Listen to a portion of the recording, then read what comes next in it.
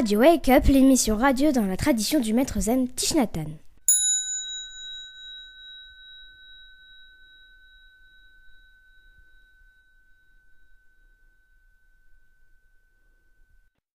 Vous êtes sur Wake Up Radio. Ce soir, on commence avec la rubrique Récit de transformation, où un moine zen, Tai Phap Khi, va nous raconter comment la méditation a transformé sa vie, sachant que Tai Phap Khi est moine depuis 16 ans. Ensuite, on abordera la discussion Wake Up, où 4 jeunes du village des Pruniers, qui vivent donc depuis plusieurs mois en monastère, vont réfléchir un peu sur comment cette expérience a fait évoluer leur vision de la vie. Enfin, on abordera les questions et témoignages des auditeurs. Et je voulais vous remercier de nous suivre et de nous écouter sur Wake Up Radio. On vous souhaite une excellente émission.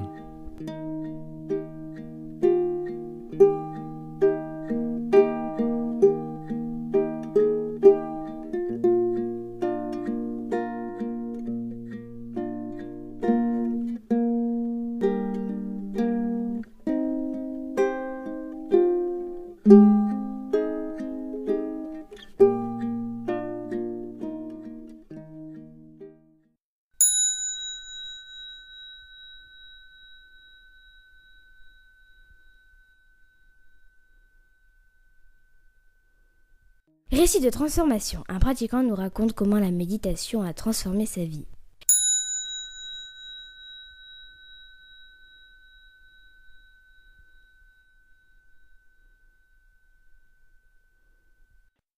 Nous accueillons ce soir Frère Phap Khi. Alors Frère Phap Khi, c'est l'un des piliers de la communauté francophone monastique et il va nous raconter comment la méditation a transformé sa vie. Bonsoir Frère Phap Khi. Bonsoir Simon, merci de ton invitation et de ta proposition à aborder ce thème de la méditation, comment la méditation a transformé ma vie. Donc, très tôt j'étais effectivement interpellé et appelé dans ce sens à donner une dimension à la vie autre que juste aller à l'école ou manger, dormir, démarrer les études, un travail, etc. Enfin, toutes les perspectives qu'on me proposait pour un avenir proche ou lointain. Donc en grandissant, en fait, comme c'est le cas d'un certain nombre de personnes, je me suis intéressé à différentes traditions à travers des lectures. Et de fil en aiguille, je me suis de plus en plus penché sur la manière la meilleure de pouvoir faire l'expérience d'une présence.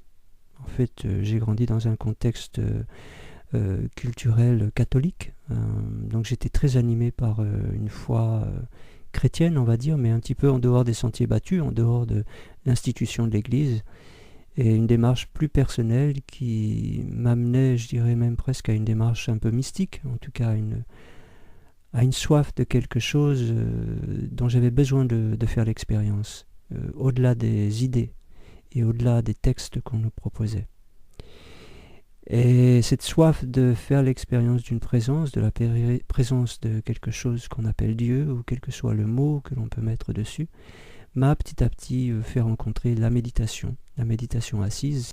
Ça fait maintenant déjà un peu plus de 16 ans que je suis moine. Je suis arrivé ici au village des Pruniers en l'an 2000, en fait, pour la première fois, et j'ai reçu l'ordination monastique fin juin 2001. Et cette approche, en même temps que cette recherche que j'avais à travers l'assise en silence, cette vision, cette relation que j'avais avec l'assise, elle est toujours vraie aujourd'hui.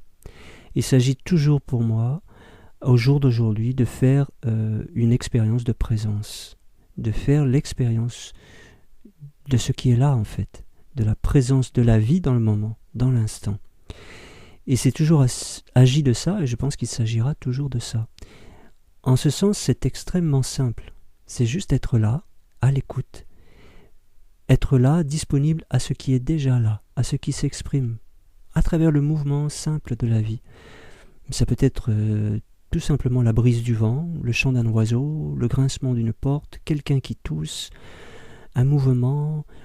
Bon, ça c'est pour ce qui est des phénomènes environnementaux, mais ça peut aussi bien sûr être une pensée, une image visuelle, un ressenti dans le corps. tout ce qui se manifeste et qui est reconnu dans le champ de la conscience. C'est ça la méditation. C'est être là pour accueillir tout ce qui apparaît, tout ce qui se manifeste. C'est aussi simple que ça. Simple, mais on se rend compte aussi du chemin que ça demande. Le chemin de dégrossissement des pensées, le chemin de raffinement, le chemin de subtilité, le chemin de débroussaillage en quelque sorte, le chemin d'éclaircissement de son être et de sa conscience pour pouvoir laisser apparaître et reconnaître les phénomènes. Un son, une odeur, une sensation, une image, une pensée, la texture même du silence, sa densité, sa qualité, le poids de son corps, tout ce vers quoi se tourne éventuellement notre esprit, tout ce sur quoi se pose notre attention. Et ça se suffit à soi, c'est tout simple et c'est assez merveilleux en fait, lorsqu'on arrive à toucher cet espace de présence qui ne recherche rien, qui n'a besoin de rien, qui ne part plus à la poursuite de quelque chose, qui n'a même pas besoin de faire l'expérience de quelque chose d'extraordinaire.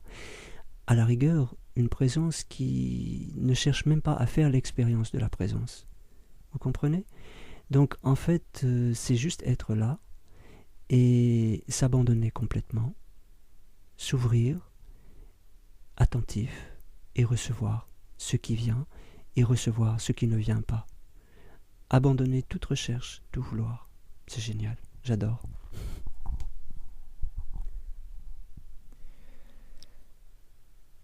Alors Fabki, en t'écoutant, on sent comment la pratique a pris une place centrale dans ta vie. Donc tu es moine depuis maintenant 16 ans. Donc on imagine la puissance de l'appel que tu as dû ressentir pour dédier ta vie à cette expérience dont tu parles, expérience dont forcément au quotidien, je pense la plupart des gens ont peut-être peu connaissance, c'est-à-dire l'expérience d'être. Est-ce que tu peux nous raconter comment tu es tombé amoureux de la pratique, quelque part, à y dédier ta vie ? Quel a été ce processus qui a fait que petit à petit tu as enlevé toutes les fausses peaux que tu pouvais avoir sur toi pour devenir moine et dédier ta vie à être ? Oui, merci Simon. D'abord, je commencerai par dire que c'est quelque chose qui est en chemin. C'est un processus qui est là et qui n'est pas terminé et qui se continuera, je pense, jusqu'à mon dernier souffle. Comment j'en suis arrivé là, à rechercher, je dirais, avec autant d'intensité et de ferveur, cette dimension d'être, à vouloir l'incarner, à vouloir avoir soif, avoir faim de cette sorte de vérité de l'être, c'est une sorte d'authenticité, eh bien c'est une nécessité, je crois, tout simplement. Toutes ces fausses peaux, je crois, comme tu appelles ça, toutes ces identités ajoutées et surajoutées comme des couches les unes sur les autres, cela nous rend malheureux, tous et chacun, j'en suis convaincu, puisque c'est justement ce qui nous éloigne de nous-mêmes. On n'est pas bien, on est mal à l'aise et c'était clairement mon cas. J'étais comme handicapé. En fait, à une époque de ma vie, je me voyais comme handicapé social. Dans un malaise, un mal-être grandissant, à ne plus savoir comment être moi-même, à ne plus oser être moi-même, ou tout simplement n'ayant jamais su, puisque chemin faisant, malgré moi, je crois que j'ai appris à n'être pas moi, à être autre que moi-même, et à être du coup un peu prisonnier de complexes, alors en ce qui me concerne, de timidité, de manque de confiance, etc. Tout ça en fait. Ce qui m'a aidé, oui, c'est sûrement cette ferveur qui était là, comme une nécessité. Un besoin immense, mais ce qui m'a aussi beaucoup aidé, c'est de rencontrer le village des pruniers, de rencontrer Taille et son enseignement, de rencontrer l'être qu'il est, et de voir là quelqu'un qui incarnait exactement ce que je comprenais et que je cherchais quelque part à devenir moi-même. Ce qui m'a beaucoup aidé, c'est la communauté aussi et son fonctionnement. Vivre en communauté comme une excellente façon d'affiner en soi ce qui est encore maladroit, ce qui est transformer les colères, transformer les peurs, apprendre à sortir de sa coquille, du fait notamment que la communauté soit quand même si engagée, si active, tellement ouverte au public, vraiment dans un idéal de service en fait, et donc de grande action envers le monde. Et a priori, moi je suis plus d'une nature contemplative, donc ça a été un défi dès le début, en fait, ce bouddhisme engagé qui a propulsé Thaï. Et ça a été en même temps une opportunité merveilleuse justement pour me désinhiber et petit à petit, chemin faisant, apprendre à sortir de ma coquille, apprendre à gagner confiance en moi, apprendre à dépasser des limitations, des complexes, des enfermements dans lesquels j'étais. Qui sont très simples, qui sont d'ordre l'image qu'on a de soi, les projections qu'on a de soi, comment on imagine que les autres ont des projections sur soi, qu'est-ce que vont dire, qu'est-ce que pensent les autres, etc. Tous ces complexes sociaux, j'ai envie de dire, liés au regard de l'autre. Et ça, c'était très fort le jour où j'ai pris cette décision de devenir moine. Après avoir écrit ma lettre à la communauté, j'ai eu un moment d'hésitation. J'ai dit, attendez, je ne suis pas sûr, je vais réfléchir. J'ai fait comme un pas en arrière, parce que ce qui m'a arrêté, ça a été justement de me dire, mais que vont dire et penser les autres ? Ma famille, mes amis, que je devienne moine, que je porte une robe, que je devienne quelque chose comme ça. Et ça m'a amené à regarder profondément sur le sens de cette démarche, ce que ça signifiait pour moi, au-delà de ce que pouvaient en dire et en penser les autres. Et à ce moment-là, c'était très clair que pour moi, c'était l'opportunité de vivre les valeurs qui m'étaient chères, qui étaient profondes, quelle que soit l'apparence, à ce chemin qui était le mien, et de trouver une forme en fait et des conditions qui me permettent de vivre enfin à l'extérieur ce que je portais et reconnaissais à l'intérieur de moi, pour qu'il n'y ait plus ce décalage entre l'intérieur et l'extérieur. Donc Fabki, en l'an 2000, donc, tu rencontres le village des pruniers et Thaï. Est-ce que tu peux nous raconter un peu comment ce jeune homme un peu timide que tu décris, un peu sans repère, est devenu un enseignant du Dharma, très à l'aise, qui peut tout à fait tenir 2 heures d'enseignement en ayant tout à fait confiance en lui. Enfin, on voit bien qu'aujourd'hui, tu es quelqu'un complètement en accord avec lui-même, ce que tu exprimes. En fait, la question que je me pose, c'est voilà, tu as choisi de vivre cette vie où on revient à la respiration au quotidien. Et ça fait qu'aujourd'hui, le fait d'être revenu à la respiration, le fait d'avoir suivi ton aspiration, ça fait qu'aujourd'hui, tu n'as plus peur des autres. Et quelque part, c'est assez mystérieux quand même. C'est assez mystérieux de se dire qu'à s'asseoir et à regarder en soi, on perd la peur de l'autre. Et là, il y a quelque chose à saisir là. Merci Simon, ta question est magnifique en fait. Oui, je crois que le résumé que tu fais de mon portrait, en écho à ce que j'ai pu raconter, est assez fidèle. Oui. En t'écoutant, je peux me voir. J'étais ce jeune homme timide, complexé, extrêmement mal à l'aise, voire paniqué en fait. Quand je regarde aujourd'hui en arrière, j'étais finalement paniqué à l'idée de parler en groupe, même dans les partages sur le Dharma, en groupe de 10-15 personnes. Enfin, j'étais vraiment très mal au-dedans. Je pense que j'avais des peurs qui étaient cristallisées, j'avais des colères certainement, j'avais un manque de confiance en fin de compte, énorme finalement. Je crois qu'au fil des années, j'ai appris tout simplement à me détendre. J'ai appris à me détendre et à grandir dans cette détente et en faire effectivement une très grande détente, une très grande aisance. Et puis j'ai appris à être en paix. J'ai appris à faire la paix avec moi-même et avec le monde. Je crois que c'est ça. Et je crois que si c'est possible aujourd'hui de ne plus avoir peur des autres, comme tu dis, oui, je crois que c'est vrai. Je pense que j'en suis arrivé à ça aujourd'hui. Je crois que c'est pour avoir eu très peur avant. Je pense que c'est ça. Mais est-ce que c'est vraiment des autres que j'avais peur ou n'était-ce pas de moi-même ? Est-ce que je n'avais pas plutôt peur de mon potentiel, de mes possibilités, et peur peut-être de l'enjeu que ça représentait d'exprimer ces possibilités, ce potentiel, même positif. Je parle de compétences, de qualités que nous avons tous et que l'on sent en nous, mais on ne connaît pas le moyen, le chemin de les mettre à jour, de les exprimer dans notre vie, en fait, de les épanouir. Et c'est ce chemin qui semble être difficile, qui semble être paralysant. Je pense que c'est un manque d'éducation, en fin de compte, un manque d'éducation à la communication, un manque d'éducation à la parole. Je peux sans difficulté me définir comme étant un enfant qui très tôt a appris à écouter. Écouter, écouter, écouter. Et en grandissant, j'ai développé une très grande aptitude à écouter l'autre, écouter les autres, mais au détriment de savoir me dire, me raconter. Et au point de devenir en fait handicapé en ce qui concerne parler de soi et communiquer.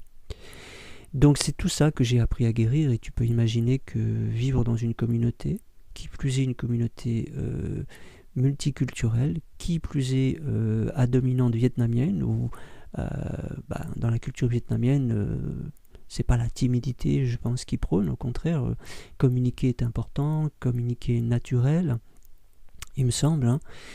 Ça m'a permis de petit à petit transformer tout ça, en fin de compte, tout en apprenant à reconnaître qui j'étais dans ma nature, quelqu'un de calme, et d'accepter d'être quelqu'un de calme. Je crois que c'est un autre élément majeur, finalement, qui a joué dans cette composante du mal-être. C'est cette difficulté, je crois que c'est vrai pour chacun de nous, cette difficulté à nous accepter nous-mêmes, tels que nous sommes. Cette difficulté à accepter le fait qu'on est différent. On est tous différents de la norme. Et on apprend à grandir dans un système culturel, éducatif, un système sociétal, il me semble, où on se doit de se conformer et de correspondre à une norme. Donc on ne s'autorise pas à être qui l'on est. Et on perd un petit peu les repères de qui l'on est. Et je crois que, chemin faisant, j'ai appris tout simplement à accepter d'être celui que j'étais. Et je crois que c'est ce que je continue chaque jour d'apprendre, en fait. À accepter d'être quelqu'un de calme, qui n'a pas besoin de parler, qui se contente d'être là et de faire peu de choses. Et c'est là ma joie. Et d'être dans cette détente-là, c'est aussi ce qui profite aux autres, finalement. Puisque du coup, on apporte le naturel de sa personne. D'être quelqu'un de calme en ce qui me concerne, mais ça peut être d'être quelqu'un de très expansif, de très social, de très communicant. L'important est de retrouver qui l'on est, en fin de compte. Voilà. Alors, je ne sais plus en fait quelle était ta question, je ne suis pas sûr d'y répondre. C'était quoi déjà ? Donc en fait, moi, ce qui me touche, ce qui me frappe, c'est que, en fait, tu as acquis quelque chose que tout le monde recherche, hein, c'est-à-dire une certaine confiance en toi et le sentiment d'être en accord avec ton aspiration profonde. Et en général, dans la société dans laquelle on vit, en tout cas je pense, que pour acquérir ça, on part du principe que si je veux avoir confiance en moi, il faut que j'aille un maximum vers les autres, que je sorte de ma zone de confort, que je fasse des stages en communication, que sais-je encore. Et en fait, là, ce que tu montres dans ton récit, c'est un fruit de la pratique, comme un effet secondaire de la pratique positif. C'est que le fait donc d'avoir cultivé cette détente et ce calme a fait que naturellement, il y a une confiance qui a jailli, comme si en fin de compte, comme une espèce de résilience de quelque chose qui était là. Donc il y a ça qui me frappe. Et donc ma question, c'était peut-être comment tu peux expliquer que la respiration libère la personnalité ? Et voilà. Et l'autre question que je me posais aussi, c'était est-ce que tu as vécu ce processus parce que j'imagine que du coup ce malaise il a dû revenir au cours de ton cheminement jusqu'à ce que tu parviennes au fur et à mesure jusqu'à ce qu'il s'en aille. Est-ce que tu as eu comme des moments comme ça où tu as vu les causes de ta souffrance, tu as vu les racines, ou comment ce processus s'est manifesté en toi de libération de ta personnalité en fait qui était pris dans des complexes, quoi. Merci. Oui, je crois que une composante importante, essentielle, c'est la bienveillance de la communauté quand même. C'est là où on se rend compte que l'environnement est néanmoins primordial. De vivre dans un environnement accueillant, bienveillant, compatissant, où on cultive des valeurs comme la bonté, l'écoute, le respect, la patience, c'est fondamental.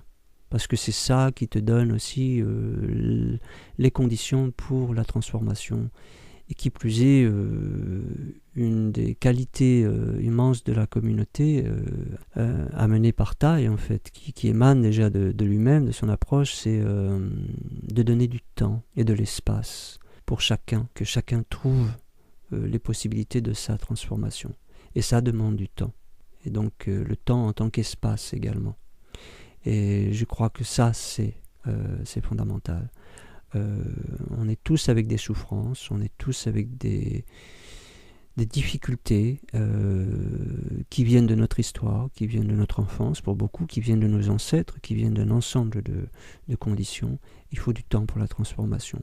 Et la communauté, elle offre ce temps à chacun de pouvoir finalement prendre confiance en soi. La communauté, du coup, aussi dans ce sens, est dans une intention de valoriser chacun, de reconnaître les qualités propres à chacun et d'encourager chaque personne, chaque individu dans ses qualités et de donner du temps comme ça. Et ça a été fondamental. Mais effectivement, la méditation et la respiration, le regard profond, c'est ça aussi qui m'a permis de me détendre, parce que c'est ça qui m'a permis de comprendre mon histoire, de comprendre mes fonctionnements, et aussi de reconnaître une dimension universelle à mes problématiques. C'est-à-dire que c'est pas juste moi, mais on est tous un peu comme ça. De voir que quand je rencontre des difficultés dans une interaction relationnelle avec quelqu'un, tout de suite j'apprends à reconnaître une composante universelle à ça. On est tous avec des besoins de reconnaissance, on est tous avec des besoins d'écoute, d'attention, on a tous besoin d'amour, on a tous besoin de respect. Et c'est tout ça qui se joue en fait dans nos difficultés relationnelles. Par exemple, on pourrait résumer par le besoin de reconnaissance. On a tous besoin de reconnaissance. C'est pourquoi on a tous besoin d'être écoutés. C'est pourquoi on a tous besoin d'être regardés, d'être vus, d'être reconnus. Parce qu'on a besoin d'exister, parce qu'on a besoin d'être aimé. Et quand je m'entraîne à exercer mon regard de cette manière-là, ça décante beaucoup et ça détend toute cette crispation que je peux avoir autour de mon propre mal-être et de moi-même. Je me dis, mais c'est pas que je suis juste le problème, c'est que voilà, il se passe ça parce qu'on est dans ces besoins-là, parce qu'on est dans ces blessures-là, tous les uns et les autres, et moi aussi, et ça c'est mon histoire aussi. Donc la méditation, m'asseoir en silence et regarder profondément, comme tu as dit tout à l'heure, c'est un temps pour regarder effectivement en soi. Et c'est ça qui amène la transformation et la libération. C'est très clair que c'est ça qui m'amène l'apaisement aussi. De regarder dans mon histoire, de regarder dans mes fonctionnements et de comprendre. Et quand j'ai parlé tout à l'heure de ce chemin d'acceptation de moi-même que j'ai été amené à faire, par acceptation de moi-même, il s'agit d'un chemin où j'ai appris et je continue d'apprendre à m'accueillir. En fait, c'est surtout de ça dont il s'agit. S'accueillir. S'accueillir, ça veut dire s'accueillir sans jugement, sans exigence, sans reproche. Une sorte d'accueil et d'acceptation à dimension, à caractère inconditionnel. Et qui va m'offrir ça mieux que moi-même, à moi-même? Donc c'est ce regard bienveillant et compatissant que je m'exerce à porter sur moi-même et qui du coup naturellement se porte sur les autres aussi. Et plus j'avance sur ce chemin de vie, plus lorsque je regarde les autres, plus je me vois et je me reconnais. Et plus lorsque je porte un regard sur moi-même de l'intérieur, que je m'observe, plus je reconnais les autres aussi. Alors, moi, en t'écoutant, Fabki, j'ai cette pensée qui me vient, en fait, que tu es quelque part devenu ton propre père en fait. Parce que ça me fait penser à l'enfant intérieur en fait. C'est-à-dire cette idée que quelque part on se libère soi-même parce que dans la méditation on s'accueille comme si on devenait... je sais que Tai emploie souvent cette métaphore de la maman qui embrasse son petit ou voilà, où en utilisant un versant masculin on devient son propre père. Est-ce que au cours de ton cheminement tu as vu ressurgir cet enfant? Est-ce qu'il y a eu un... Parce qu'on sent aujourd'hui que, voilà, que tu as une assise en toi-même et que tu es devenu comme... que tu réponds à tes propres besoins par la méditation et par la sangha. Est-ce qu'il y a eu dans ce processus une rencontre avec l'enfant intérieur et comment ça s'est passé? Voilà, c'est ce qui me vient en t'écoutant en fait. Merci Simon. Pas clairement en fait, et j'ai l'impression que cette rencontre elle reste à venir. Et ce thème de l'enfant intérieur, c'est quelque chose qui commence à apparaître, en fait. J'ai envie de dire depuis quelques jours. C'est assez nouveau, mais c'est pas un thème avec lequel j'ai vraiment travaillé. Et pourtant, je dois dire que ce que tu viens d'évoquer ne peut que faire écho à mon histoire, puisque je suis quelqu'un qui n'a pas eu de père. Donc j'ai grandi sans père. Donc je peux dire je suis orphelin de père. En fait, j'ai bien sûr eu un père biologique, sinon c'est pas possible d'être là, n'est-ce pas? Mais en fait, ma mère, elle s'est retrouvée avec 4 enfants en bas âge qu'elle a élevés toute seule. Elle a dû travailler en usine très vite. Elle a passé 25 ans, presque 30 ans de sa vie à travailler en usine. Et donc avoir ces enfants, pas autant qu'elle l'aurait souhaité, à ne pas pouvoir passer autant de temps avec ses enfants qu'elle l'aurait souhaité, mais en tout cas à leur apporter tout ce qu'elle aura pu, au moins de minimum de confort matériel. Mais je dois avouer, à mon goût en tout cas, au détriment d'un certain confort affectif, d'une certaine tendresse. Et elle nous a emmenés voir notre père un jour, et elle nous a dit « Vous voudriez voir votre père ?» Et moi je devais avoir 6 ou 7 ans, je ne me souviens pas clairement, lorsque j'ai rencontré pour la première fois mon père et ma grand-mère, puisqu'il vivait chez sa mère. Et j'ai rencontré avec mon frère et ma sœur, on était 4, mais ma petite sœur est d'un autre père, d'un autre homme, qu'elle n'a pas beaucoup connu elle-même. Et on a rencontré un homme alcoolique, en fait, qui était déjà bien alcoolique et qui n'a jamais pu jouer le rôle d'un père, qui n'a jamais eu ses qualités et ses compétences paternelles. Donc, oui, pour un enfant, c'est quand même tout un parcours un peu difficile, un chemin un peu tortueux de comprendre et de vivre ça, et évidemment ça crée des complexes à l'intérieur, des complexes pas toujours faciles ou clairs à comprendre, mais qui prennent du temps du coup à faire sens et à guérir, je pense. Ce que j'ai envie de dire maintenant, c'est que déjà enfant, sans doute du fait de ne pas avoir de père physique sur Terre, j'ai envie de dire, très vite ça m'a aidé du contexte culturel, religieux, culturel, catholique, Dieu le Père, donc dans notre tradition, ça m'a amené à lever la tête au ciel et à chercher un père dans les étoiles, j'ai envie de dire, dans le ciel finalement. Ne pas avoir de père à la maison, ne pas avoir de père au foyer, c'était comme d'être dans une maison qui n'a pas de toit. J'ai fait cette lecture-là bien plus tard, en y réfléchissant. Je me suis dit, le père, finalement, c'est un peu comme le toit de la maison. Le père, il protège. Et ayant une maison sans toit, du coup, on lève les yeux au ciel et ça nous amène directement sur le ciel bleu ou sur les étoiles. Et du coup, j'ai recherché le père spirituel, Dieu le Père.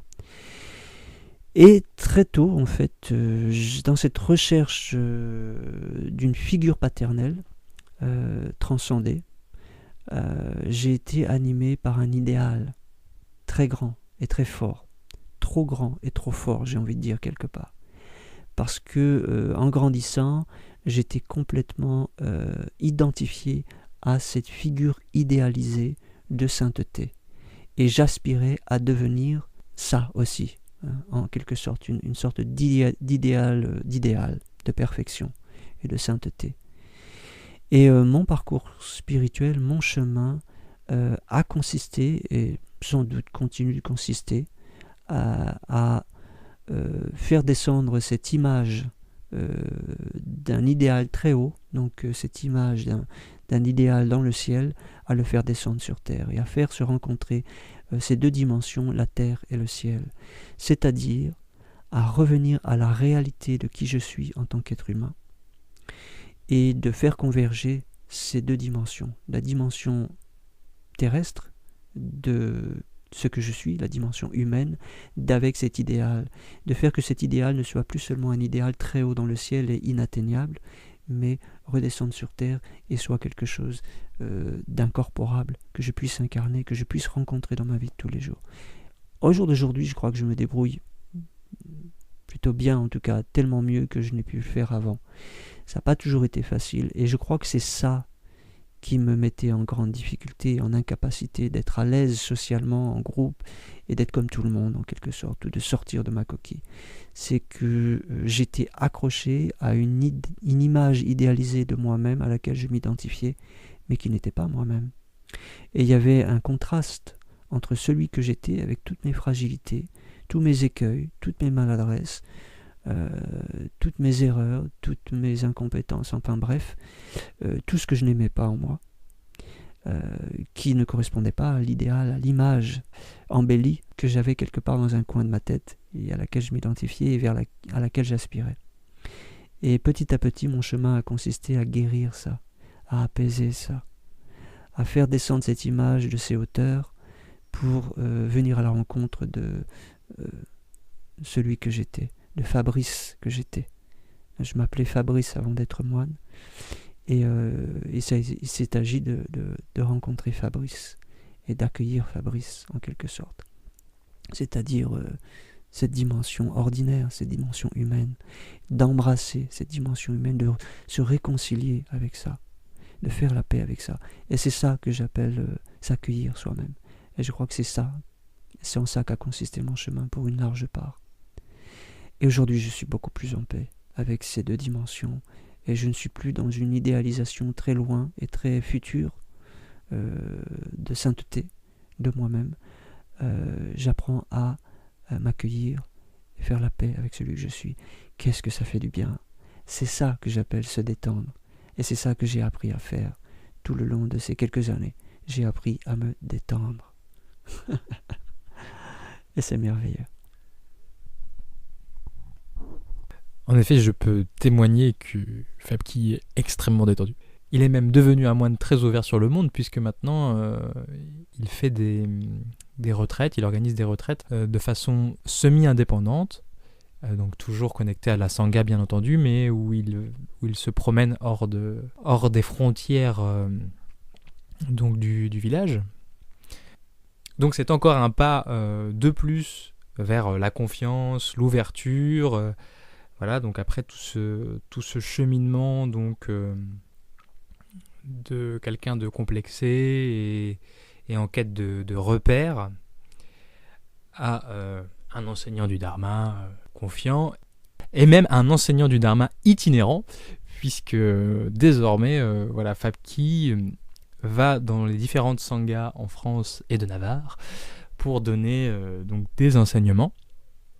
Donc on peut dire qu'il y a vraiment eu un cheminement de confiance qui n'a cessé de croître comme ça, pas à pas, année après année, parce qu'on parle d'un cheminement de 16 ans. Donc Fabki a un très beau chemin, et est-ce que tu peux nous dire un peu où en es-tu maintenant, ici et maintenant, aujourd'hui ? Ici et maintenant, je suis sur Terre, dans la vie. C'est beaucoup. Tu as parlé d'ouverture en fait, et je crois que ce qui se continue et la prise de conscience qui grandit aujourd'hui, c'est celle de chercher à mettre sa vie de plus en plus au service en fait des autres. Non plus vivre pour soi, mais vivre pour les autres. Donner du sens à son existence de cette manière-là. Ça paraît une évidence en fait, de plus en plus, chaque jour. Comment mettre sa vie au service des autres sans nécessiter de briller par des exploits et de grandes actions, tout en continuant d'être simplement soi-même, Il ne s'agit pas de faire beaucoup, mais il s'agit de faire avec cet état d'esprit-là, d'être dans un don de son temps, de son énergie, de son esprit, de son attention. Cette ouverture et puis ces retraites que je suis amené parfois à animer ici et là, j'avoue que j'ai choisi de faire une pause pour l'année prochaine pour pouvoir passer davantage de temps avec la communauté du village des Pruniers, et puis aussi comme un besoin que je ressentais de poser un petit peu toute cette activité pastorale, on va dire, en tout cas d'enseignement. Je me fatiguais un petit peu moi-même de répéter les mêmes choses, donc j'avais besoin de me renouveler, de me régénérer. Donc c'est la phase dans laquelle je suis actuellement. Mais ce que j'ai envie de dire aussi, c'est que pour rebondir là encore sur ce thème de l'ouverture que tu as mentionné, je me rends compte que tout ce chemin m'amène à une vision effectivement très large, qui est surtout une vision humanitaire en fin de compte. Je ne suis pas juste cantonné par le contexte bouddhiste en tant que tel ou autre. J'éprouve la nécessité de dépasser ça. Je crois qu'on est là pour être au service de notre cheminement humain et au service de cette dimension fraternelle qui nous relie les uns aux autres. Donc j'ai à cœur en fait de servir mon frère et ma sœur humains sur terre.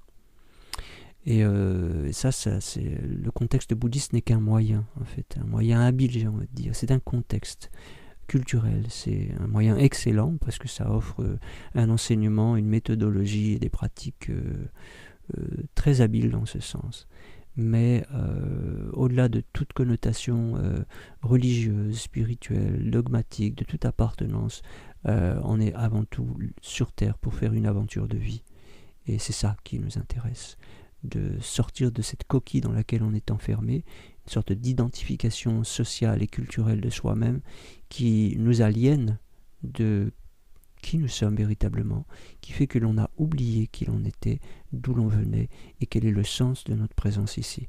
Et ça, c'est ça qui m'intéresse de révéler en fait dans la relation à l'autre, d'amener à toucher cette dimension essentielle de nous-mêmes, de soi.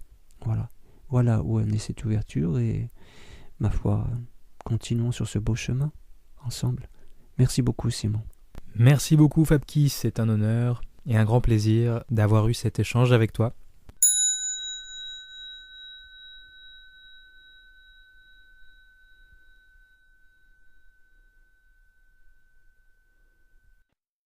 Discussion Wake Up, des jeunes pratiquants partagent sur la vie quotidienne.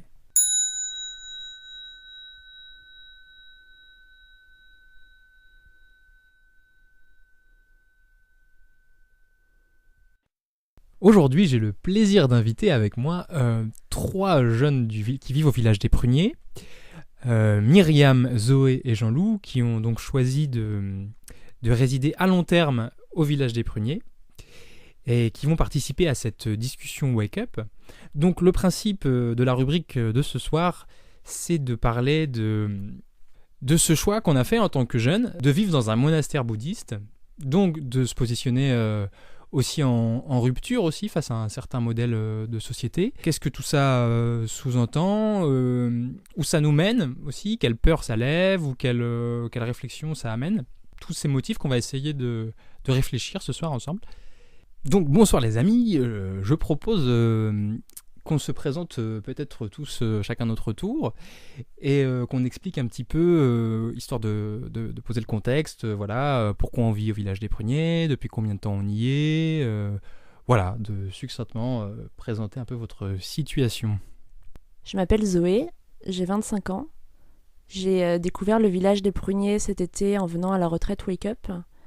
Et j'ai tellement aimé que j'ai décidé de revenir pour la retraite d'hiver de 3 mois. Et maintenant que je suis là, j'ai envie de rester pour 1 an. Moi, je vivais avant de venir ici, je vivais à Paris depuis quelques années. J'ai fait mes études à Sciences Po à Paris. Et ensuite, j'ai travaillé pendant 1 an. Je travaillais dans le milieu de l'innovation sociale, où je formais des managers d'entreprises au sujet de la responsabilité sociale et environnementale et comment transformer en fait les entreprises de l'intérieur pour les rendre plus responsables et plus en prise avec les enjeux du monde d'aujourd'hui. Et donc c'était un sujet qui m'a intéressé beaucoup. Mais pour moi, en fait, donc je travaillais dans le monde des startups, dans un univers très dynamique, avec beaucoup de jeunes, beaucoup d'innovation, et un peu un milieu où on a l'impression de changer le monde. Mais par rapport à ce qui, moi, me préoccupait, j'avais l'impression qu'on n'allait pas assez loin, en fait, dans la remise en cause du système actuel. Où moi, je travaillais avec des grandes entreprises, et c'était vraiment intéressant d'essayer d'envisager, en fait, différemment la manière dont les grandes entreprises fonctionnent. Mais pour autant, on restait dans le paradigme un peu de il faut produire pour que des gens consomment. Et c'était quelque chose qui me dérangeait parce que je pense que pour moi, tant qu'on ne remet pas en question en fait, ce modèle de produire plus pour consommer plus, on fait des améliorations à la marge et on ne remet pas vraiment en cause la manière dont fonctionne la société actuelle. Et du coup, il y a un peu cette profonde crise de pourquoi est-ce que plein de gens travaillent dans des grandes entreprises, pourquoi est-ce que plein de gens pensent que gagner beaucoup d'argent et consommer beaucoup à la fin du mois c'est important, c'est quelque chose qui me parlait pas du tout, et du coup j'ai décidé de partir pour me questionner un peu sur ces questions-là, et je suis tombée sur la route du village des pruniers, et j'ai vraiment trouvé du sens dans la manière dont on voit le monde ici, et dans ce qui est important et ce qui n'est pas important, et notamment développer sa spiritualité, développer le sens et la profondeur en fait de la vie, et pas juste considérer que gagner de l'argent et produire et consommer c'est certes un moyen pour vivre, mais que c'est pas une fin en soi en fait. Et j'ai l'impression qu'ici on remet vraiment les choses à leur place et on laisse de l'espace pour des choses plus importantes. Et du coup j'ai vraiment trouvé refuge ici, et la vision du monde en fait qui est celle du village des pruniers me parle énormément. Et je pense qu'on est de plus en plus nombreux jeunes à vouloir aller vers autre chose, et d'être ici avec d'autres jeunes et de voir qu'il y a déjà des choses qui existent. En fait, c'est très encourageant, et ça permet de voir qu'autre chose est possible, et moi ça me redonne un peu espoir sur le monde dans lequel on vit.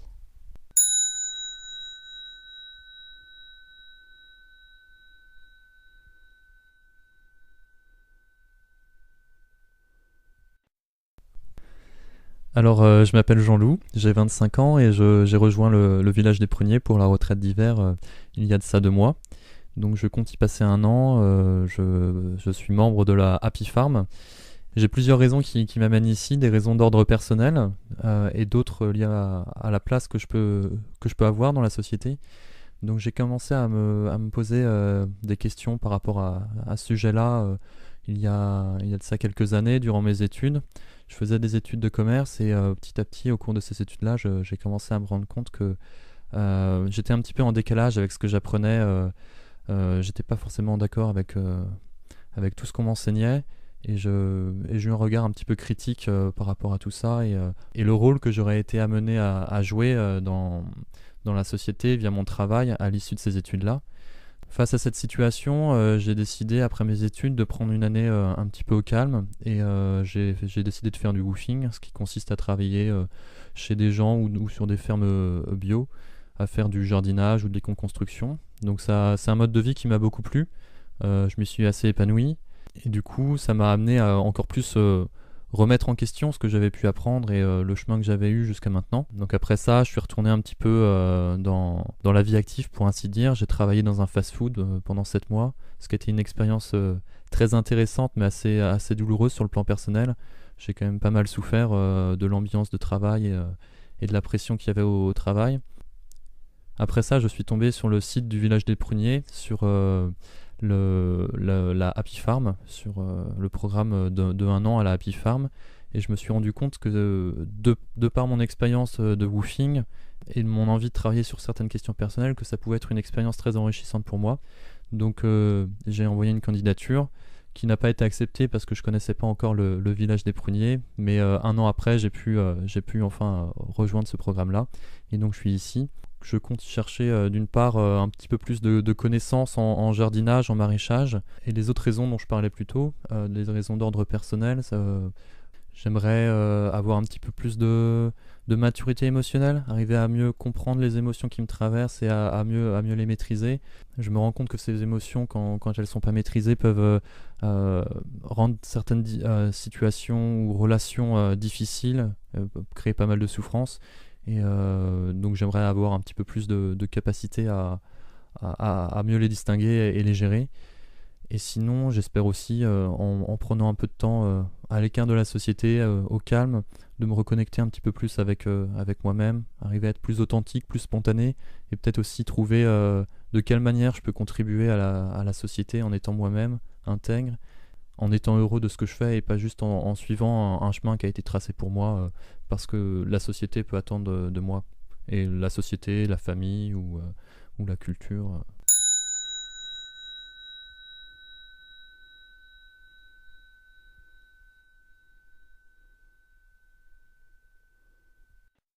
Donc bonsoir, je m'appelle Myriam, je suis au village des Pruniers pour la retraite d'hiver pour 3 mois. C'est ma 3e retraite d'hiver et je suis venue aussi de temps en temps. Donc je viens régulièrement depuis 4 ans en fait. Donc il y a différentes raisons qui m'ont inspirée pour revenir. J'étais en difficulté notamment avec ma famille. Donc pour faire un peu un résumé de mes activités précédentes, j'ai fait des études en environnement et en forêt. J'ai commencé par être animatrice nature dans des collectivités territoriales. Et ensuite, j'étais garde forestier. Donc j'étais fonctionnaire à l'Office national des forêts pendant 7 ans. Et donc au bout de quelques temps dans cette activité, en fait, je me suis retrouvée en difficulté. J'ai eu notamment des émotions assez fortes qui se sont présentées, que j'ai pas trop réussi à gérer. Donc c'est une des raisons pour lesquelles j'ai démissionné. J'ai aussi démissionné parce que j'étais pas en accord avec les politiques forestières et de gestion des ressources humaines de l'Office national des forêts. Et ensuite, j'ai décidé de monter une activité personnelle en tant qu'auto-entrepreneur. J'étais donc cueilleuse de plantes pendant 4 ans. Donc pour moi, l'idée d'avoir cette activité, c'était vraiment de pouvoir être en accord avec mes idées sur la consommation et de pouvoir permettre aux gens de consommer des produits simples qui sont produits localement, qui sont pas produits avec des pesticides, qui n'entraînent pas de destruction de l'environnement et qui sont des produits d'une consommation durable. Et donc j'ai décidé également d'arrêter cette activité parce que les mêmes problèmes se sont représentés à moi, malgré le fait que j'avais choisi de faire cette activité. Donc j'ai vraiment décidé de prendre du temps pour avoir plus de recul sur la façon dont j'ai de gérer ou de pas gérer mes émotions et de pouvoir plus être en accord avec ce que je fais. Et donc c'est pour ça aussi que j'ai plus de temps maintenant pour être au village des Pruniers. Merci beaucoup Jean-Loup, Zoé et Myriam pour ce petit témoignage que vous nous offrez. Alors je vais me présenter moi aussi, donc je suis Simon. Ça fait 1 an que je vis au village des Pruniers et où je m'occupe du compost en fait à l'origine et des toilettes sèches. Et donc voilà, donc en fait la radio c'est un loisir, hein. Moi mon métier c'est de gérer les déchets. Voilà. Mais en bonus j'ai décidé de faire une petite radio avec des amis du village. Moi, à mon parcours, donc j'ai fait des études de psycho et d'art. Donc, j'ai une licence de psycho, une licence de théâtre. Et j'ai travaillé dans une petite troupe de théâtre d'impro dans le cadre d'un service civique. Donc moi aussi, je me suis retrouvé au village des Pruniers suite donc déjà à une rupture avec un modèle de société de pensée avec lequel j'arrivais pas à fonctionner et à trouver ma place, et où, pour tout dire, je me sentais pas bien. Et moi aussi, je suis là pour chercher un moyen de vivre mes émotions avec paix et surtout voilà, et de savoir, d'apprendre à accueillir. En fait, je suis un peu là pour rattraper tout ce qu'on m'a pas appris à l'école, pour apprendre à gérer en fait mon monde intérieur en fait. Pour résumer succinctement, pour résumer rapidement, nous avons ce soir Jean-Loup qui a fait une école de commerce, qui ensuite a été woofer, qui a accumulé de l'expérience dans différentes fermes et qui est maintenant impliqué dans le projet Happy Farm avec 8 fermiers venus du monde entier qui participent à ce fabuleux projet écologique qui permet de nourrir la communauté du village des Pruniers. Nous avons aussi Myriam qui donc a été garde forestière et ensuite a créé son propre petit business de cueillette, qui elle aussi s'est trouvée en rupture avec un certain modèle de société et a voulu chercher à comprendre ses émotions. Et nous avons Zoé qui a fait des études de sciences politiques et ensuite a travaillé dans des startups. Donc 4 parcours de vie très très différents. Et le point commun donc qu'on a tous, donc déjà c'est qu'on est jeunes. Voilà, donc on a tous décidé de faire une pause plus ou moins longue dans nos vies pour essayer donc de trouver d'autres valeurs et aussi de faire ce cheminement qui je pense est essentiel et on va en parler, hein, de regarder en soi et d'essayer de comprendre et peut-être même d'accéder à une certaine maîtrise de nos émotions. Donc je vois plusieurs choses. Je vois d'une part une rupture avec un modèle de société où on n'arrive pas trop à en comprendre le sens et la pertinence. Et aussi l'envie de trouver peut-être des outils, peut-être l'envie de quelque part... l'envie d'aller chercher une connaissance qu'on ne nous a pas forcément donnée, qui est comment tout simplement réussir à générer de la paix et du bien-être à l'intérieur de soi. Voilà, en rejetant un modèle qui nous propose un chemin donc de consommation, de carrière, donc basé sur l'extérieur. Donc voilà, donc on a 4 jeunes de tout horizon qui ont décidé de vivre dans un monastère bouddhiste perdu dans la Dordogne. Et moi je trouvais ça très intéressant et j'avais envie qu'on en discute. Je propose maintenant qu'on prenne chacun le temps de raconter un petit peu ce qu'on a... Peut-être la réflexion, les doutes qu'on a traversés donc à travers cette vie qu'on mène, qui est principalement quand même une vie de méditation et voilà, de passer du temps dans la nature, dans le calme. Est-ce que ça nous a levé des angoisses ? Comment peut-être nos proches ont réagi ? Parce que du coup, c'est une prise d'opposition qui peut paraître radicale quand même. Parce que moi, par exemple, je sais qu'il y a des gens qui m'ont dit « Mais du coup, tu cotises pas pour ta retraite enfin voilà, qu'est-ce que tu fais de ton temps ? À tout le temps passer ta vie à méditer ?» Enfin, c'est une prise d'opposition qui peut paraître étonnante, en fait. Mais je pense que derrière ça, il y a une vraie question de fond, tout simplement du sens de la vie. Quel sens on donne à la vie ? Quel chemin on construit ? Et donc, nous, on a choisi de vivre dans un monastère bouddhiste. Donc, voilà, j'aimerais que... Si vous le voulez bien, que chacun partage un petit peu sur cette expérience, sur ce choix. Pour moi, la décision de venir vivre au village des Pruniers, c'était comme une reconnexion en fait avec mes aspirations profondes. En fait, je m'étais toujours imaginé que quelque part que j'aurais une vie où j'aurais un travail et une carrière et où je gagnerais de l'argent et qui est communément admis dans la société. Et en fait, quand j'ai commencé à voir cette vie-là, je me suis rendu compte que ça avait aucun sens et que ça me parlait pas du tout. Et du coup, ça a entraîné un profond questionnement à la fois existentiel sur quel est le sens de tout ça et à la fois très personnel sur quelle est la vie dont moi j'ai envie. Et je me suis rendu compte que j'avais pas du tout envie de cette vie-là. Et quand j'ai découvert le village des Pruniers, j'ai vraiment découvert un lieu où je pourrais me reconnecter avec ce qu'il y a au fond de moi et là où j'ai vraiment envie d'aller. Et du coup, j'ai décidé de venir vivre ici pendant plusieurs mois. Et ça n'a pas été évident parce que ça a impliqué et ça implique encore en fait tout un travail de déconstruction dans ma tête de ce que je pensais être... ce dans quoi je m'étais projetée et en fait ce que je réalise qui est important pour moi. Et du coup ça nécessite une acceptation de pas suivre la voie entre guillemets classique et de pas suivre ce que je m'étais imaginé que que j'allais suivre.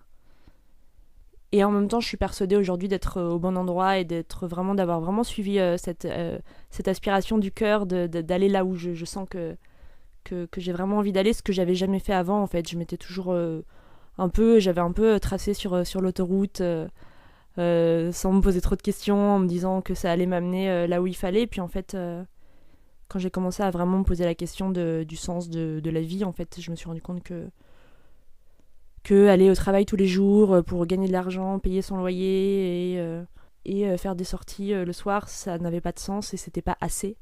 Et du coup, de venir ici, j'ai vraiment l'impression de me reconnecter au sens profond et de découvrir la vie, en fait. Avant, je voyais plutôt la vie comme... ce que je vais partager une fois dans un partage du Dharma, comme une échelle à grimper. Et aujourd'hui, j'ai plutôt l'impression que c'est comme un jardin où il y a des fleurs et on peut se balader. Et en fait, il n'y a rien à attendre de particulier. Et cette décision qui était la mienne de venir ici, elle a suscité beaucoup d'interrogations dans mon entourage. Et a commencé par des interrogations, en fait. Est-ce que j'étais sûre de vouloir venir ici? Et par accepter de pas... de sortir, en fait, de cette autoroute et d'aller prendre plutôt les petits chemins et sans savoir où tout ça va me mener. D'accepter l'incertitude, en fait. Et d'accepter aussi que j'ai pas de travail, que je cotise pas pour ma retraite, que du coup, en fait, j'ai lâché vraiment cette sécurité financière, cette sécurité de s'entourer de tout un tas de choses matérielles et de choses financières, et c'est accepter de lâcher ça pour vraiment plus suivre une aspiration profonde. Et en même temps, c'est quelque chose qui fait peur, et qui fait peur aussi aux gens autour de moi, et du coup qui suscite un peu des remises en question de mes choix et des interrogations. Parce que je pense que beaucoup de gens, en fait, se complaisent ou se retrouvent dans une sorte de sécurité, et du coup le fait que moi je lâche ça et j'aille chercher vraiment ce qu'il y a de plus profond, ça interroge et ça fait peur. Et notamment mes parents qui en plus ne sont pas du tout dans la spiritualité, donc se demandent un peu si je suis tombée dans les bras d'une secte, et clairement se posent des questions sur ce que je vais faire de ma vie et sur le fait que j'aurais pas acheté mon appart à 30 ans. Et moi aussi, ça me pose question, et il y a des moments un peu de peur ou un peu d'appréhension sur ce qui va se passer après pour moi, et sur le fait que du coup, j'ai aucune sécurité. Enfin voilà, je suis là et après, je sais pas où je serai. Et en même temps, je trouve beaucoup plus de sens. Et ce qu'on apprend ici aussi, c'est un peu le lâcher-prise et le fait de faire confiance. Et je trouve que c'est assez... en accord avec l'idée de suivre son cœur sans trop vouloir s'accrocher à une certaine sécurité financière, matérielle.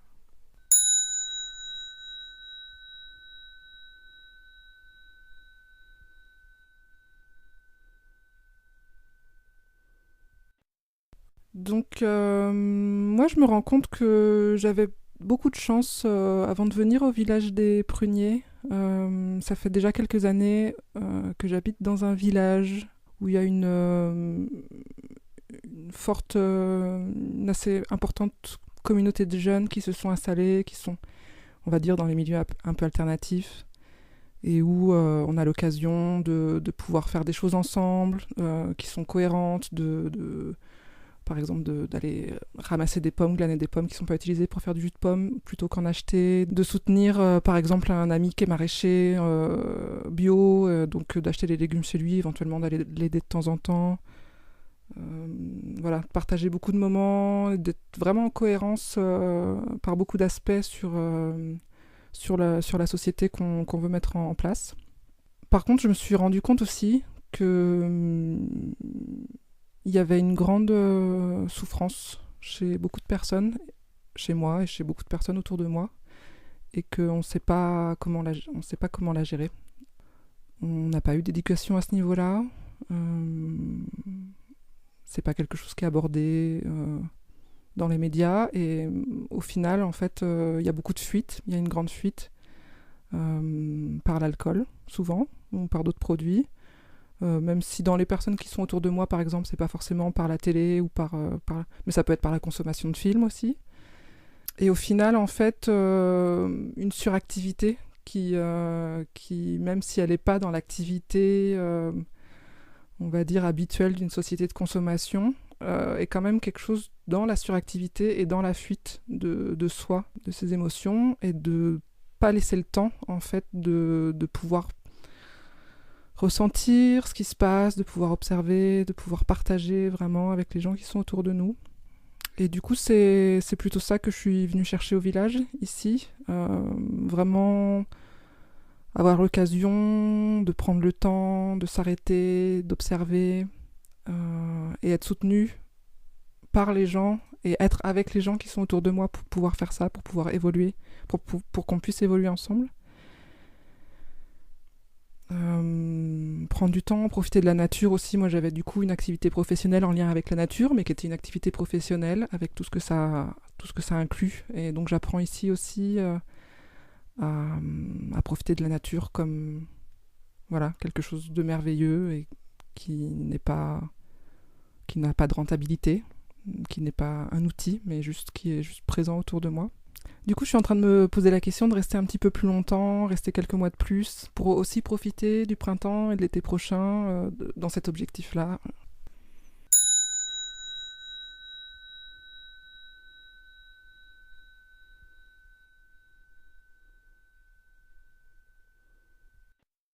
Alors, personnellement, durant ces dernières années, j'ai eu beaucoup de souffrance dans mon rapport à la société, notamment en ce qui ça s'est beaucoup focalisé autour du rapport de l'humanité à l'environnement. Je me suis rendu compte qu'on avait un impact très destructeur sur notre environnement, avec une perte de la biodiversité extrême, une consommation des ressources excessives, et je me suis rendu compte vraiment du fait que notre rapport à l'environnement était absolument pas durable, et que ça c'était en tant que jeune, c'est très difficile. J'ai trouvé ça très difficile à vivre, et ça a causé beaucoup de désespoir, parce que j'ai eu du mal à envisager un avenir en fait dans cette société. Je savais pas vraiment comment trouver de solution, et j'ai eu des comportements autodestructeurs, que ce soit par la surconsommation de contenu culturel comme les vidéos, les jeux vidéo, les séries, ou même de certaines drogues comme le cannabis. Et j'ai eu des phases un petit peu je ne sais pas si on peut dire de dépression, mais en tout cas de désespoir. Le fait de changer un petit peu de mode de vie après mes études, en me retrouvant à la campagne, en faisant du woofing, ça m'a pas mal aidé.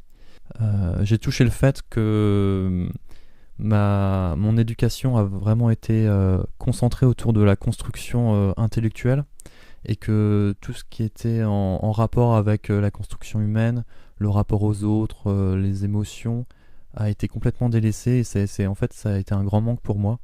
Et même au calme, à la campagne, je me suis retrouvé à me faire du mal juste parce que j'étais pas assez adroit pour gérer ma relation aux autres et à moi-même. Et donc du coup, je viens un petit peu au village pour ça, pour progresser, me construire humainement en fait. Et j'ai tout ce qu'il faut intellectuellement, mais c'est pas assez pour arriver à prendre ma place dans la société et à y agir comme j'aimerais y agir. Et donc c'est ce que je viens y chercher en fait. Donc ensuite ça fait que 2 mois que je suis ici, donc bon, pour certains ça peut paraître très long, mais moi je me projette sur une durée d'au moins 1 an, donc je commence tout juste, mais j'y trouve beaucoup de calme, beaucoup de sérénité.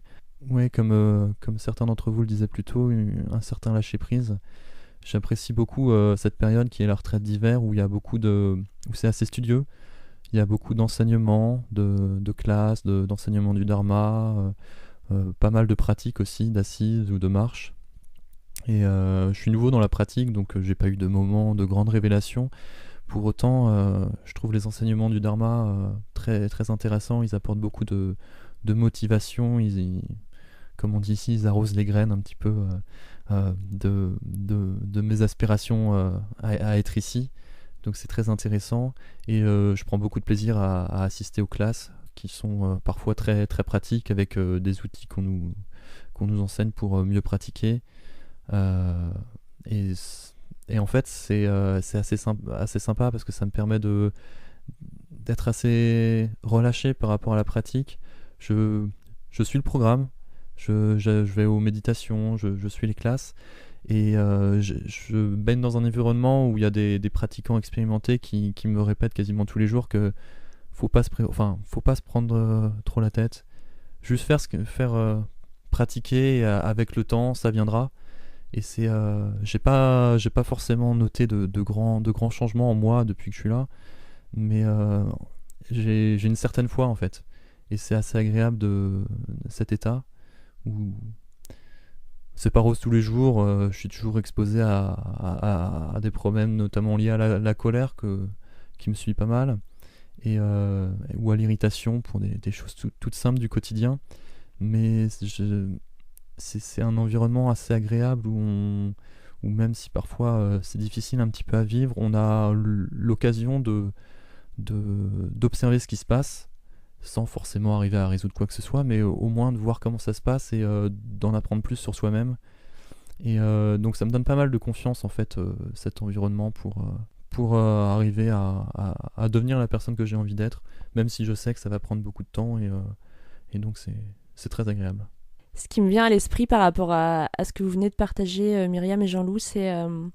Jean-Loup, tu parlais de te construire par rapport aux émotions, et Myriam t'en parlait aussi. C'est que il y a pas longtemps, je me faisais cette réflexion qu'en fait, jusqu'à présent, j'avais basé une grande partie de mes activités, de mon temps et de mon identité sur... mon identité professionnelle, sur ce que j'allais faire de ma vie. Et en fait, on va à l'école, on fait des études et tout ça, et on commence un travail. Et en fait, pour moi, c'était quasiment entre guillemets la chose la plus importante. Et en fait, en étant ici au village des Pruniers, je me rends compte que la personne que je suis englobe beaucoup plus que ça. Et qu'en fait, j'ai jamais appris à être un bon être humain, bon pour moi et pour les autres. Et à regarder à l'intérieur de moi et à explorer tout ce que je suis en fait, dans toute sa profondeur et dans toutes les facettes de mon identité. Et que j'ai l'impression que la société dans laquelle je vivais, dans laquelle je vis, met vraiment l'accent sur une partie en fait de ce qu'on est et qu'on oublie tout le reste. Et qu'ici au village des Pruniers, j'ai vraiment l'impression de me reconnecter en fait à toutes les facettes et les aspects de mon identité qui sont en fait ce qui compose toute la diversité d'un être humain, et que je suis beaucoup plus que ce que je croyais être avant d'arriver ici.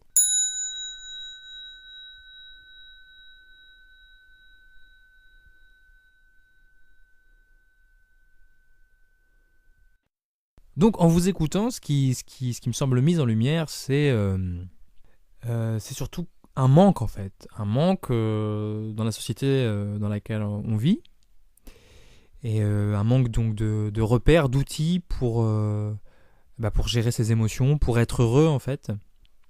Ici au village des Pruniers, on voit le bonheur comme une pratique, comme un chemin en fait. Et c'est la notion vraiment que j'ai l'impression qui est soulevée avec quand Jean-Loup parle que certes il y a une construction intellectuelle, mais qu'il n'avait pas cette construction humaine. Quand Myriam parle dans son milieu des gens qui compensaient par le travail, par l'alcool, par la culture, ou quand Zoé parle du fait de vraiment de suivre son cœur, de lâcher prise. Ce qui m'apparaît commun à tous les témoignages qu'on fait là, c'est cette idée en fait d'un manque de repères et d'outils, et qu'on ait voulu, et de sens aussi, et qu'on a voulu trouver en venant au village des Pruniers. Et moi, je me sens complètement en écho avec tout ce qui est partagé. D'ailleurs, ça me nourrit, ma joie d'être au village des Pruniers et mon aspiration à continuer ce chemin. Parce que moi aussi, bien sûr, j'ai beaucoup, pareil, un peu comme Jean-Loup, j'ai beaucoup été dans les jeux vidéo, été dans la suractivité, tout un tas de diversions pour pas en fait voir mon angoisse. Et j'ai réalisé d'ailleurs il y a pas longtemps que en fait derrière les jeux vidéo il y avait de l'angoisse. Et ça c'est quelque chose que je ne ressentais pas avant. Qu'en fait je jouais aux jeux vidéo parce que j'étais angoissé, parce que le jeu vidéo est un petit espace de contrôle en fait. Alors déjà c'est parce que ça rend le réel tout petit et avec des règles très claires où tu peux très facilement ça crée une espèce de micro-monde où tu peux contrôler en fait. Et j'avais jamais réalisé que au-delà du divertissement, on se divertit de quoi ? On se divertit déjà d'une angoisse en fait. Et une angoisse qui me semble assez inévitable, et c'est un peu ce qui est soulevé là, quand on vit dans une société, en fin de compte, quelque part qui n'a pas de sens. Enfin, le modèle matérialiste, le modèle de carrière, c'est-à-dire de baser sa vie sur l'extérieur, ce modèle de baser sa vie sur l'extérieur, sur la carrière, sur le matériel, ne donne pas le bonheur. C'est clair, je crois que ça commence à être de plus en plus clair. Il y a des films qui sortent qui parlent de ça, voilà, ne serait-ce que le Loup de Wall Street qui est sorti, qui montre un peu toujours ces gens qui ont suivi ce modèle à fond et qui finissent en fait complètement détruits en fait, c'est destructeur. Et alors qu'ici au village des Pruniers, on découvre que le pouvoir en réalité et surtout le chemin pour le bonheur, il est en nous-mêmes. Et moi aussi j'ai beaucoup d'angoisse par rapport à l'argent, à la carrière, à qu'est-ce que je fais de ma vie. Et puis il y a des proches qui me disent mais Simon, c'est pas la vraie vie, nanana. Et moi en vivant ici, je me rends compte que la vraie vie, déjà ils ne savent pas ce que c'est. Et moi je ne sais pas non plus ce que c'est. Mais je crois qu'en tout cas le modèle qu'on nous propose n'est pas la vraie vie. Et ça devient une certitude, j'ai assez étouffé dedans pour m'en rendre compte. Et je crois que la vraie vie, je suis en train de la chercher et que peut-être un jour, je la ramènerai avec moi. mais donc voilà, en tout cas pour moi, la vraie vie, c'est un chemin. Et j'ai l'impression que pour que je puisse suivre ce chemin, il fallait une rupture avec, ou en tout cas une pause, avec un espèce de grand courant dominant qui emporte tout le monde et on ne sait pas où. Ce grand courant matérialiste et de la logique du monde dans lequel on vit. Du coup, par rapport à ce que tu disais, Simon, sur la société de consommation, ça m'a fait penser à quelque chose. Et je me dis aussi qu'il faut faire attention à peut-être pas être trop critique de cette société. Et peut-être regarder plus les causes. Je suis pas sûre que la société en tant que telle soit la cause en fait de nos difficultés, de nos souffrances, de notre problème. En ce moment, en fait, je suis vraiment en train de toucher le fait qu'on a peut-être quelque chose à l'intérieur de nous, une sorte de souffrance primordiale, un vide, un manque, quelque chose en fait qui est présent par le fait qu'on soit humain. Et voilà, je sais pas vraiment d'où ça peut venir. Mais que peut-être cette société de consommation, ça serait en fait plutôt une conséquence et une façon un peu pour nous d'essayer de compenser, d'un peu de rattraper, d'être un peu plus heureux, voilà. Donc a priori, c'est pas le bon chemin, mais en fait, c'est plutôt pour moi une conséquence qu'une cause de nos difficultés. En fin de compte, oui, j'entends ce que tu dis, Myriam, en fait. C'est vrai que peut-être je suis un peu réactif par rapport à la société de consommation et en réalité, c'est un problème qui vient de l'esprit humain, en fait, qui vient de nous, en fait. Et en fin de compte, c'est vrai que peut-être que quand je me positionne dans cette vision où je vois moi et la société de consommation, et moi je refuse la société de consommation, en fin de compte, il n'y a pas de fumée sans feu, et la société de consommation reflète le vide, la compulsion et une vision du bonheur complètement erronée que nous portons en nous-mêmes. Et en fait, la société de consommation n'est pas le problème. Le problème, c'est que nous ne savons pas, nous n'avons pas appris à regarder en nous-mêmes, nous ne savons pas comment trouver le chemin du bonheur. Et de ce fait, nous avons créé une sorte de société béquille basée sur des valeurs qui tentent de compenser ce vide, c'est ce que j'ai l'impression de comprendre, par la société de consommation. Donc voilà, ici nous sommes 4 jeunes avec tous des parcours très différents, qui viennent de milieux très très différents. Voilà, on a fait des études, on a fait plein de trucs, on a travaillé. Il se trouve que ça nous a pas rendu heureux et qu'à un moment donné, on a eu envie de regarder en nous-mêmes. Et c'est là qu'on a cherché des outils, on a cherché un chemin et qu'on s'est retrouvé donc dans un monastère bouddhiste pour en venir à la conclusion qu'en fin de compte, le problème ne venait pas de la société qu'on a quittée, mais de notre propre esprit. Ce qui peut être un peu déprimant, peut-être, de prime abord, parce qu'en fait, il n'y a pas de grand méchant extérieur, en fin de compte. Et en fin de compte, le problème, c'est de réussir à se regarder vraiment en face et à partir de ça, à partir de cette capacité à admettre, peut-être commencer à changer et à retrouver le pouvoir qu'on a perdu en se positionnant soit comme victime, soit comme pseudo-résistant, enfin je sais pas, mais ce qui m'apparaît, c'est que en fin de compte, la voie pour sortir de tout ça est à l'intérieur, en fait.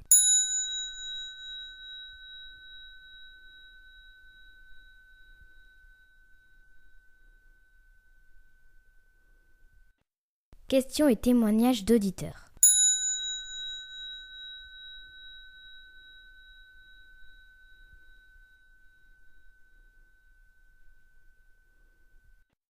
Si vous souhaitez contribuer à la Wake Up Radio, vous pouvez envoyer un témoignage ou une question à la boîte mail wakeupradio@gmx.fr, wakeupradio@gmx.fr. Pour envoyer un témoignage, 2 possibilités. Vous pouvez l'écrire au format .doc pour une longueur maximale de 2 pages police 12 et vous l'envoyez sur la boîte mail. Il sera lu pendant l'émission. Ou alors vous pouvez venir au village des Pruniers et être interviewé directement.